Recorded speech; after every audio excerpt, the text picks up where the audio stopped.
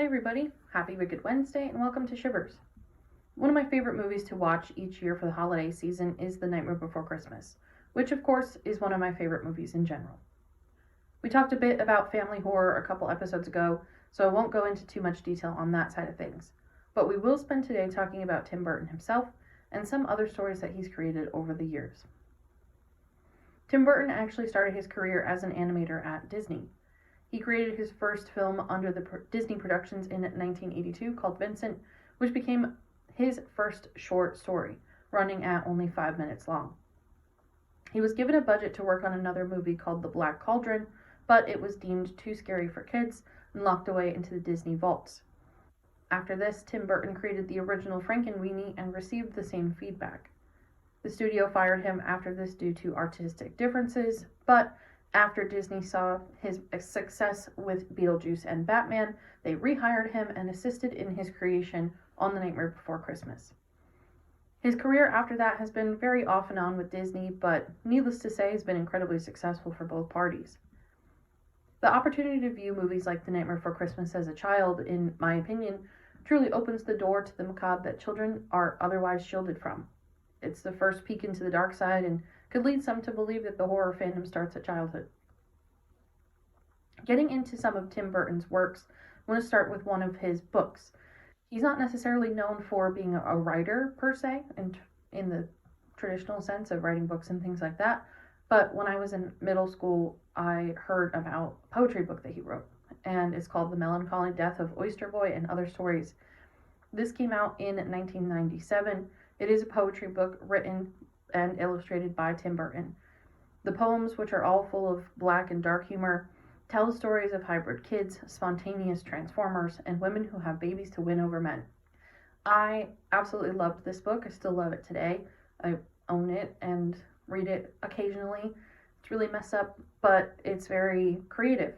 And any art exhibit that you'll see of Tim Burton's, he does a lot of pop-up art exhibits, you'll see these little tiny characters and you don't really know where they came from other than just his imagination in general, but most of these creatures and characters are from this book because it is illustrated and you'll see them. So I would advise checking it out. It's something that is not necessarily as known as his movies and things in general, but I love it and I always recommend it.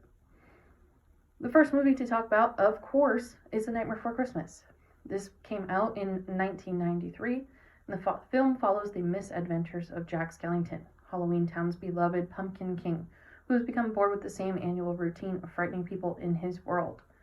When Jack accidentally stumbles on Christmas Town, all the bright colors and warm spirits, he gets a new lease on life. He plots to bring Christmas under the control of him by kidnapping Santa Claus and taking over the role. But he soon realizes that even the best plans, combining Halloween and Christmas, can go seriously awry. Again, I love Nightmare Before Christmas. I know I talk about all the time the deeper meanings of a lot of movies, and there's not too much of a deeper meaning with The Nightmare Before Christmas other than just being grateful for what you have and kind of accepting your natural gifts. But I think I love The Nightmare Before Christmas because it really did kickstart horror for me. I give a lot of credit to my old babysitter, Kelly. She showed me The Nightmare Before Christmas for the first time when I was young, and when I hated all the scary stuff, but I always loved it. And so yeah, it always has a warm place in my heart and a permanent place on my arm for a tattoo. Getting into the next movie of his, is The Corpse Bride. This came out in 2005 and follows Victor and Victoria. Their families have arranged for them to be married, and even though they like each other, Victor is nervous about the ceremony. While he's in a forest practicing his lines for the wedding, a tree branch becomes the hand that drags him to the land of the dead. This hand belongs to Emily, who was murdered after eloping with her love and wants to marry Victor now. Victor must get back above ground before Victoria marries a villain named Barkis Bitterin. I also love the Corpse Bride. I think it is the perfect gothic romance tale. I really don't know any stories that are similar, so I love The Corpse Bride, and I think it is beautifully done and just a good story. And yes, it is a little bit dark and it's very gray and blue and makes you feel kind of sad when you watch it, but I love it. I think it's awesome. The next one to talk about is Pee-wee's Big Adventure. This came out in 1985 and is wacko. Pee-wee's Big Adventure was a movie my dad showed me a long, long time ago, and I didn't know it was by Tim Burton. I just thought it was a strange movie. But follows Pee-wee Herman, an eccentric, childlike man who loves his red bicycle and will not sell it to his envious neighbor Francis. While Pee-wee visits his friend, the bike is stolen. Thinking his bike is at the Alamo, Pee-wee sets off on a trip, or a big adventure, where he meets many remarkable people, including a waitress, Simone, and a motorcycle gang. Eventually, Pee-wee discovers that his bike is being used in a movie, and he tries to recover it. I don't really have much else to say about Pee-wee's Big Adventure, other than watch it, and R.I.P. Paul Reubens, and yeah. Next movie to talk about is Frankenweenie. The original did come out in 1984, and then it was remade in 2012 with the same story. Young Victor Frankenstein is a science nerd and an outsider at school, but he does have one good friend, his dog, Sparky. Tragedy strikes, and Sparky shuffles off this motor coil. Victor is heartbroken, but his science teacher gives him an idea on how to jolt old Sparky back to life. The experiment is successful and all goes well until Victor's fellow students steal his secret and use it to resurrect other dead animals with monstrous consequences. There is a conspiracy that Frankenweenie and the Corpse Bride and The Nightmare Before Christmas are all tied together, and it is all Victor, and also the original Tim Burton short story, Victor. They're all the same person, and that Zero in The Nightmare Before Christmas, the ghost dog, is actual Sparky. And then same thing for the Corpse Bride, there's a little dog that is also Sparky. So it's cool to imagine all of these movies tied together. Tim Burton never confirmed or denied it, so it is interesting, especially if you watch them in technical chronological order of how Victor would be young, a little bit older, and then dead and a skeleton. So next on the list is Charlie and the Chocolate Factory.